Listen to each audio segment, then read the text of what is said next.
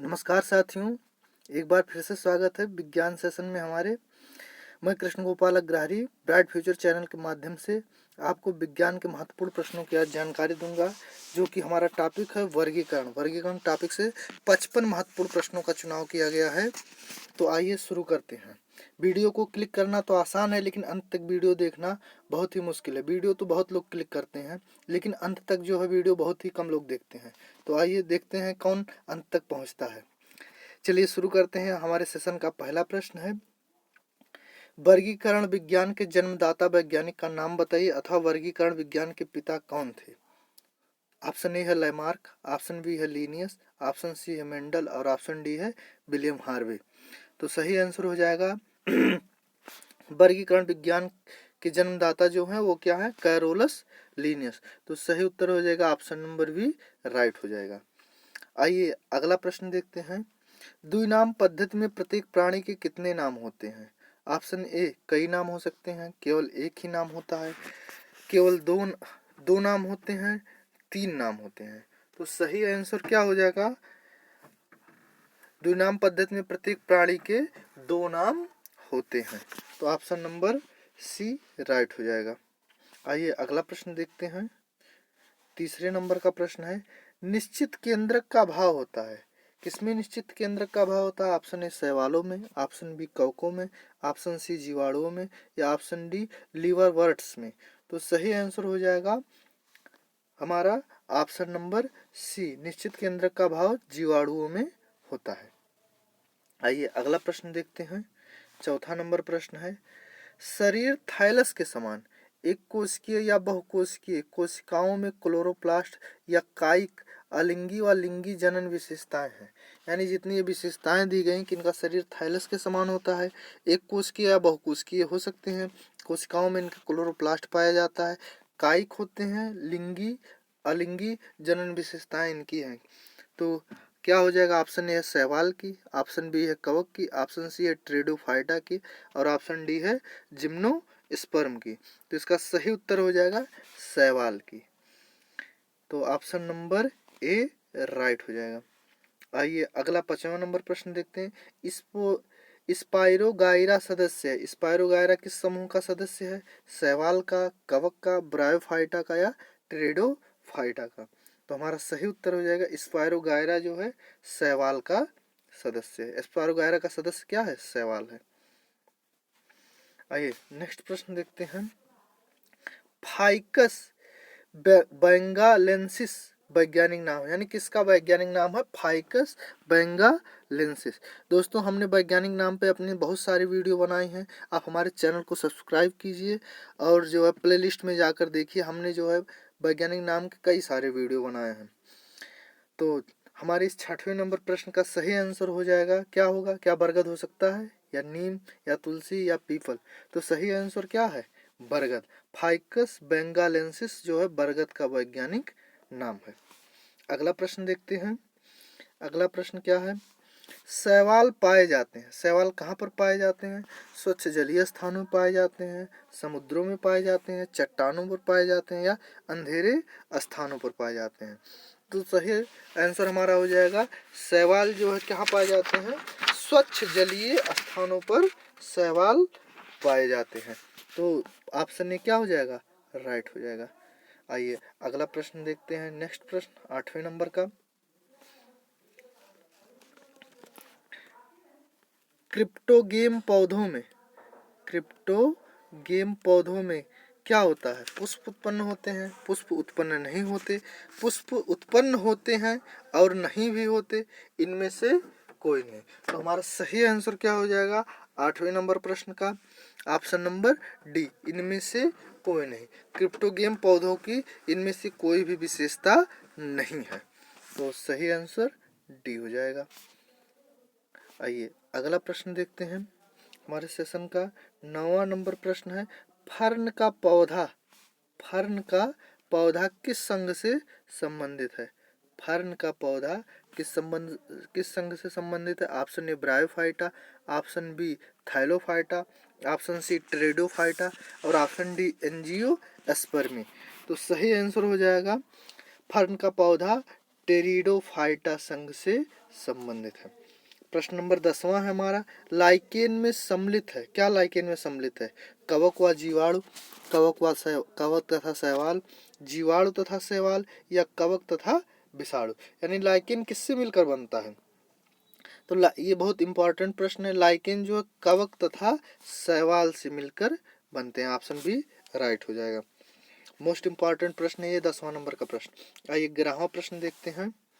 11वां प्रश्न थाइलोफाइटा के अंतर्गत आते हैं।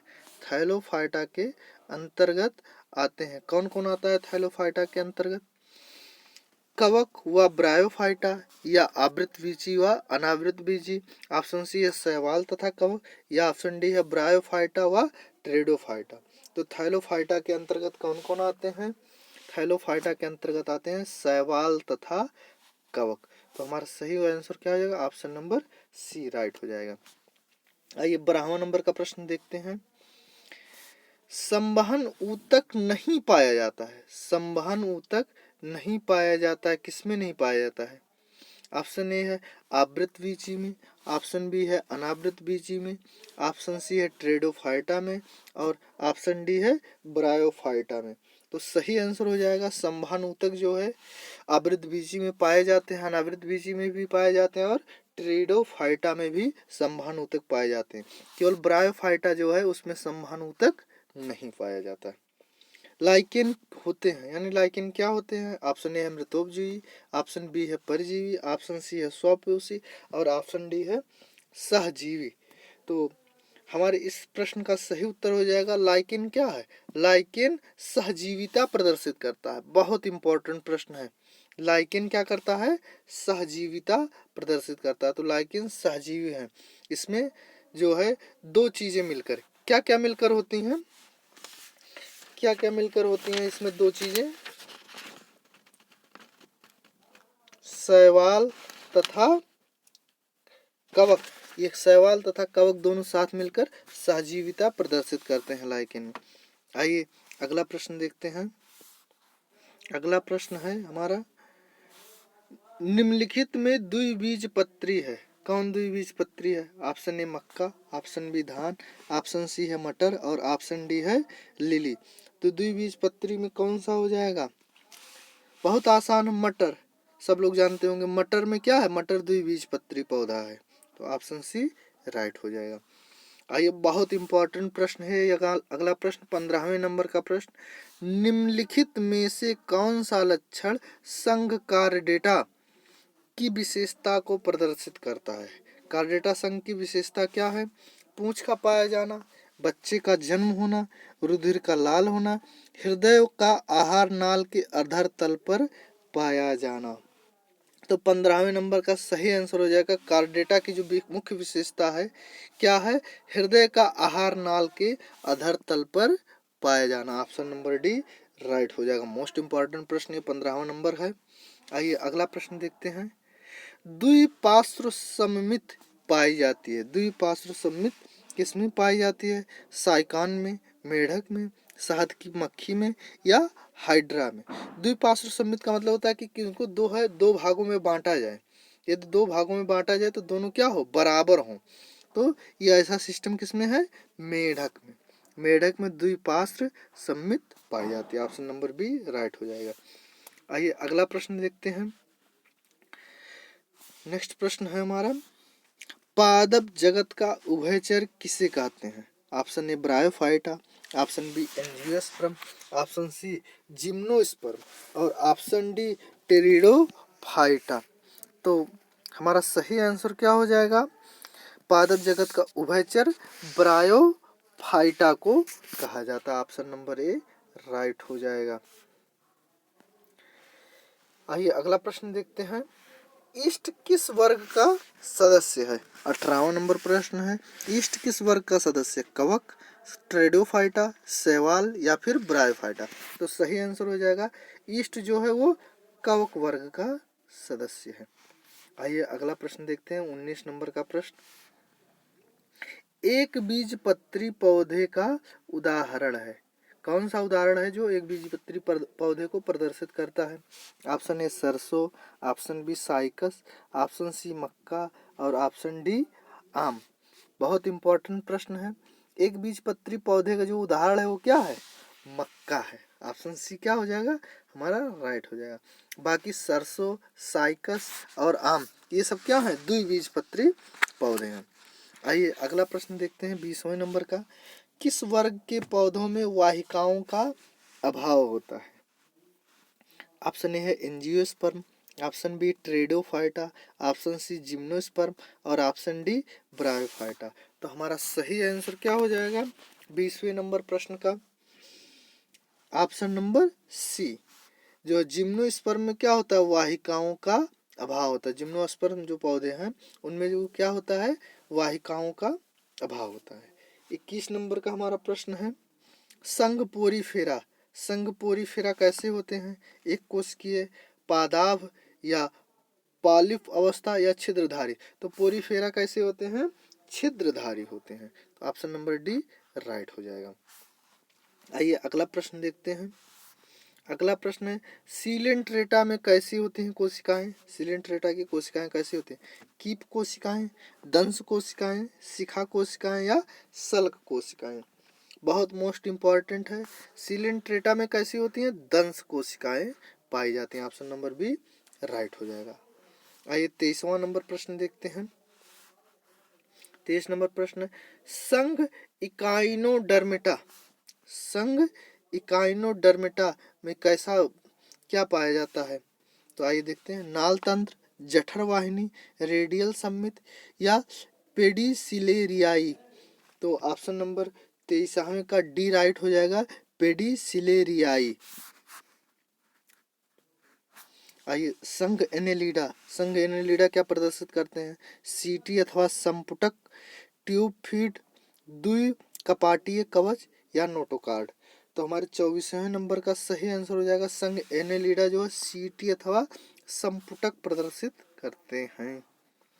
आइए 25 नंबर का प्रश्न है कीट वर्ग। कीट वर्ग कैसे होते हैं? द्विस्तरीय, काइटिन वाली त्वचा, एक बड़ा चूसक या जोड़ीदार पाद। तो 25 नंबर का प्रश्न का सही आंसर हो जाएगा कीट वर्ग की जो त्वचा होती है वो कैसी होती है? काइटिन की बनी होती है। इनकी त्वचा कैसी बनी होती है? काइटिन की बनी होती है। आइए अगला प्रश्न देखते हैं 26 नंबर का प्रश्न वर्ग साइक्लोस्टोमेटा। वर्ग साइक्लोस्टोमेटा में क्या होता है? जोड़ीदार पंख पाए जाते हैं, सल्क पाए जाते हैं, लंबा विखंडित शरीर होता है या गोल एवं जबड़े रहित मुख होता है। तो 26 नंबर प्रश्न का सही आंसर क्या हो जाएगा? वर्ग साइक्लोस्टोमेटा का जो है गोल एवं जबड़े रहित मुख होता है। ऑप्शन नंबर डी राइट हो जाएगा। आइए अगला प्रश्न देखते हैं। बहुत इंपॉर्टेंट प्रश्न है 27 नंबर का प्रश्न जो है जेलीफिश आरेलिया को संघ सीलेंट्रेटा में रखा गया है क्योंकि कैसा है? द्विपार्श्व सम्मित है, इसका आकार छातेनुमा होता है, आंत्र गुहा में आंत्र योजनियां होती हैं या द्विस्तरीय प्राणी है। तो 27वें नंबर का जो प्रश्न है जेलीफिश को जो है संघ सीलेंट्रेटा में रखा गया है क्योंकि यह द्विस्तरीय प्राणी है। ऑप्शन नंबर डी राइट हो जाएगा। बहुत मोस्ट इम्पॉर्टेंट प्रश्न। आइए 28वां नंबर प्रश्न, ये भी मोस्ट इम्पॉर्टेंट है। चमगादड़ स्तनधारी जंतु है क्योंकि यह उड़ता है, अंडे देता है, बाह्य कर्ण होते हैं या दो टांगे होती हैं। इसका सही आंसर क्या हो जाएगा?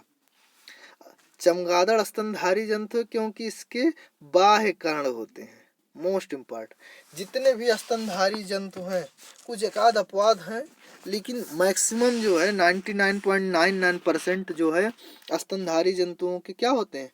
बाह्य कर्ण होते हैं। कान बाहर की ओर निकले होते हैं। जैसे हमारे कान बाहर हैं वैसे चमगादड़ के भी बाह्य कर्ण होते हैं। आइए अगला प्रश्न 29 नंबर का प्रश्न देखते हैं। ऐसे प्राणी का नाम बताइए जिसके अंदर पानी का बुलबुला संकुचनशील धानी पाया जाता है। Option A hydra, option B amoeba, option C sycon या फिर ऑप्शन डी ऊंट। सही आंसर क्या होगा? अमीबा। अमीबा के अंदर क्या पाया जाता है? पानी का बुलबुला पाया जाता है। आइए अगला प्रश्न देखते हैं। 30 नंबर का प्रश्न है, निम्नलिखित में से कौन केवल जलीय जंतु है? प्योरीफेरा, इकाइनोडर्मेटा, मोलस्का या फिर मत्स्य। कौन केवल जलीय जंतु है? तो इकाइनोडर्मेटा क्या है? सिर्फ और सिर्फ जलीय जंतु है। Option number B right answer हो जाएगा। आइए अगला प्रश्न देखते हैं। 31 नंबर का प्रश्न है, निम्नलिखित या निम्न में से कौन बीज उत्पन्न करते हैं? थाइलोफाइटा, ब्रायोफाइटा, टेरिडोफाइटा, जिम्नोस्पर्म। तो 31 नंबर प्रश्न का सही राइट आंसर हो जाएगा, केवल जिम्नोस्पर्म ही ऐसे होते हैं जो बीज उत्पन्न करते हैं। प्रश्न के अकॉर्डिंग क्या हो जाएगा? ऑप्शन नंबर डी राइट हो जाएगा। आइए अगला प्रश्न देखते हैं। 32 नंबर का प्रश्न, निम्नलिखित में से कौन सा जीवों के वर्गीकरण का आधार नहीं है? निम्नलिखित में कौन सा जीवों के वर्गीकरण का आधार नहीं है? ऑप्शन ए है जीव के शरीर की संरचना, अपना भोजन स्वयं बनाने की क्षमता, झिल्ली से ढका केंद्रक तथा कोशिकांग, तथा डी है पौधे की ऊंचाई। तो जीवों के वर्गीकरण के जो आधार होते हैं, जीवों के शरीर की संरचना होती है, अपना भोजन स्वयं बनाने की क्षमता और झिल्ली से ढका हुआ केंद्रक तथा कोशिकांगी जीवों के वर्गीकरण का आधार है, और पौधे की ऊंचाई जो है वर्गीकरण का आधार नहीं है। तो इस तरह से ऑप्शन नंबर डी हमारा क्या हो जाएगा? राइट आंसर हो जाएगा। आइए अगला प्रश्न देखते हैं। 33 नंबर का प्रश्न, उभयचर समूह में नहीं पाया जाता है। उभयचर समूह में क्या नहीं पाया जाता है? ऑप्शन ए है 3 कोष्ठीय हृदय, गिल्स, फेफड़े, ऑप्शन सी स्लेक्स और ऑप्शन डी म्यूकस संधि। तो सही आंसर क्या हो जाएगा? उभयचर समूह में जो है 3 कोष्ठीय हृदय पाए जाते हैं, गिल्स भी पाए जाते हैं और म्यूकस संधि भी पाई जाती है। केवल उभयचर समूह में स्लेक्स नहीं पाए जाते, इसलिए हमारा ऑप्शन नंबर सी क्या हो जाएगा? राइट आंसर हो जाएगा। आइए अगला प्रश्न देखते हैं। 34 नंबर का प्रश्न, उपास्थिका बना कंकाल होता है किसमें जो है उपास्थिका बना कंकाल पाया जाता है? शार्क में, ट्यूना में, रोहू में या इनमें से कोई नहीं। तो सही आंसर हो जाएगा उपास्थिका बना कंकाल जो है शार्क में पाया जाता है। मोस्ट इंपॉर्टेंट प्रश्न। आइए 35 नंबर का प्रश्न देखते हैं। निम्न में से किसमें वास्तविक अंग अनुपस्थित होते हैं? Option A mollusca, option B coelenterata, option C arthropoda, option D echinodermata. तो हमारे इस सेशन का सही आंसर यानी 35 नंबर प्रश्न का जो सही आंसर है वो क्या है? सीलेंट्रेटा। सीलेंट्रेटा में वास्तविक अंग क्या होते हैं? अनुपस्थित होते हैं। आइए अगला प्रश्न देखते हैं। 36 नंबर का प्रश्न है, निम्न में से किस वर्ग के जंतुओं की देह गुहा रक्त से भरी रहती है? किस वर्ग के जंतुओं की देह गुहा रक्त से भरी रहती है? आर्थ्रोपोडा की, एनेलिडा की, निमेटोडा या इकाइनोडर्मेटा। तो सही आंसर हो जाएगा आर्थ्रोपोडा। आर्थ्रोपोडा वर्ग के जंतुओं की देह गुहा कैसी होती है? रक्त से भरी रहती है। सिस्टम नेचर पुस्तक के लेखक कौन है? लिनियस जी हैं, रॉबर्ट ब्राउन हैं, हिकल हैं या फिर हुट्टेकर हैं। तो सही आंसर हो जाएगा सिस्टम नेचर पुस्तक के लेखक कौन है? कैरोलस लिनियस अर्थात Linnaeus. Option number A right हो जाएगा। ओरिजिन ऑफ स्पीसीज पुस्तक के लेखक कौन है? ऑप्शन ए है डार्विन लिनियस, ऑप्शन बी है डार्विन, ऑप्शन सी है हिकेल या ऑप्शन डी है हुट्टेकर। तो सही आंसर क्या हो जाएगा? ओरिजिन ऑफ स्पीसीज पुस्तक के लेखक कौन है? डार्विन जी हैं। Option number B right answer हो जाएगा, डार्विन राइट आंसर। आइए अगला प्रश्न देखते हैं। असत्य कथन है, आपको इनमें से जो है 39 नंबर प्रश्न में असत्य कथन छांटने हैं। क्या है? आप ऑप्शन ए है पक्षी समतापी, अंडे देने वाले तथा 4 कक्ष के हृदय वाले होते हैं। पक्षी जो होते हैं कैसे होते हैं? पक्षी समतापी, अंडे देने वाले तथा 4 कक्ष के हृदय वाले होते हैं। तो ये क्या हो जाएगा? ये सही है। हमको क्या करना? असत्य कथन छांटना है। तो ये ऑप्शन ए क्या है? सत्य कथन है। ऑप्शन बी देखते हैं, पक्षियों का शरीर परों से ढका होता है, दो पाद पंखों में रूपांतरित हो जाते हैं और श्वसन फेफड़ों द्वारा होता है। यह भी सही है। पक्षियों का शरीर पंखों से ढका होता है कि नहीं, और उनके आगे के जो दो पैर होते हैं वो पंखों में परिवर्तित हो जाते हैं और उनमें श्वसन भी फेफड़ों द्वारा होता है। ऑप्शन सी है, अधिकांश स्तनधारी सजीव बच्चों को जन्म देने वाले होते हैं। तो स्तनधारी जो है क्या होते हैं, बच्चे जन्म देते हैं, ना कि अंडे देते हैं। तो ऑप्शन सी राइट हो जाएगा यह भी। और ऑप्शन डी है क्या, मछलियां उभयचर होती हैं। तो ये तुरंत देखते ही कोई भी बच्चा टिक कर देगा, ये क्या है, असत्य कथन है। तथा सरीसृप अंडे देने वाले होते हैं। तो ये क्या है, ऑप्शन डी असत्य कथन है और प्रश्न के अकॉर्डिंग यही हमारा क्या हो जाएगा, सही आंसर हो जाएगा। आइए 40 नंबर का प्रश्न, मोस्ट इंपॉर्टेंट प्रश्न है 40 नंबर। 5 जगत का वर्गीकरण दिया था। 5 जगत का वर्गीकरण किसने दिया, मॉर्गन ने, आर व्हिटेकर ने, लीनियस ने या फिर हिकेल ने। तो सही आंसर क्या हो जाएगा, आर व्हिटेकर। 5 जगत का वर्गीकरण किसने दिया, आर व्हिटेकर ने। आइए अगला प्रश्न देखते हैं। सांप और छिपकली को साथ साथ एक ही वर्ग में रखा गया है, क्यों? क्यों भाई उनको एक वर्ग में रखा गया है? ऑप्शन ए कहता है, ये बड़े पीतक युक्त अंडे देते हैं, जमीन पर रहते हैं, शरीर चपटा व द्विपार्श्व सममित होता है, श्वसन फेफड़ों द्वारा होता है। तो इसका सही आंसर हो जाएगा, सांप और छिपकली को एक साथ एक ही वर्ग में रखा गया है क्योंकि इनका शरीर चपटा व द्विपार्श्व सममित होता है। ऑप्शन सी राइट हो जाएगा। आइए नेक्स्ट प्रश्न देखते हैं 42 नंबर का। मेढक को एम्फीबिया वर्ग में रखा गया है, क्यों? बहुत बढ़िया प्रश्न है ये। ऑप्शन ए है, यह उछल उछल कर चलता है, इसकी त्वचा लसलसी व नम होती है। ऑप्शन सी है, यह जल और स्थल दोनों जगह रह सकता है। ऑप्शन डी, यह कीटों को खाता है। तो बताइए सही क्या है? अरे भाई ये उछल उछल कर चलता है, इसीलिए तो इसे एम्फीबिया वर्ग में रखा गया है। ऑप्शन ए हो जाएगा राइट आंसर। उस मछली का नाम बताइए जो वास्तव में मछली नहीं है। देखिए 4 नाम दिए गए हैं, क्या क्या है, सितारा मछली, विद्युत मछली और स्कोली उड़ान और घोड़ा मछली। तो इसका सही आंसर क्या हो जाएगा कि वास्तव में मछली नहीं है। तो स्टार फिश क्या है, वास्तव में मछली नहीं है। 43 नंबर प्रश्न का ऑप्शन नंबर ए राइट हो जाएगा। आइए अगला प्रश्न देखते हैं 44 नंबर का। व्हेल स्तनधारी जंतु है क्योंकि वह पानी में रहता है, भोजन ग्रहण करता है, श्वसन क्रिया करता है, हृदय में 4 कोष्ठक होते हैं। तो सही आंसर क्या हो जाएगा 44 नंबर प्रश्न का, ऑप्शन नंबर डी राइट हो जाएगा। क्या हो जाएगा, ऑप्शन नंबर डी राइट हो जाएगा। जितने भी स्तनधारी होते हैं सबके हृदय में क्या होता है, 4 कोष्ठक पाए जाते हैं।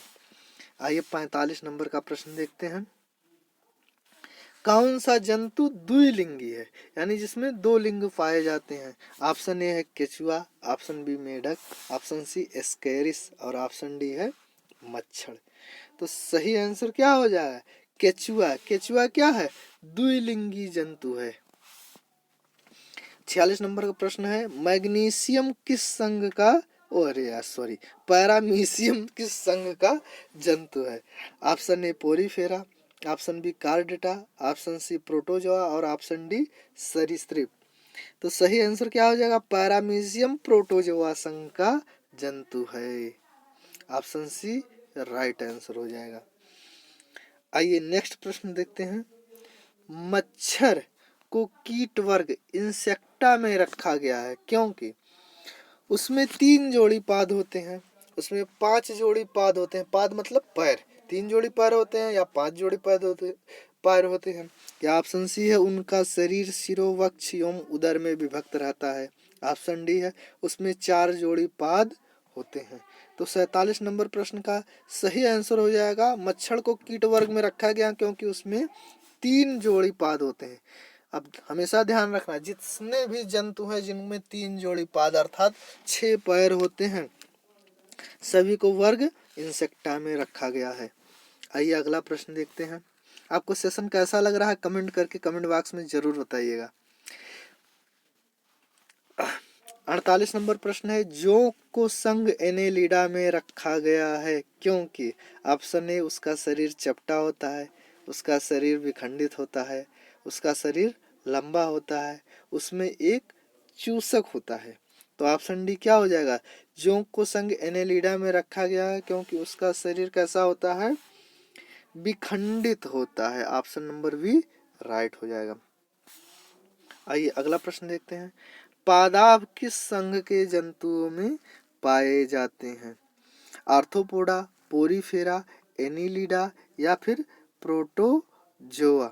तो पादाब किस संघ के जंतुओं में पाए जाते हैं, तो इसका सही आंसर हो जाएगा प्रोटोजोआ।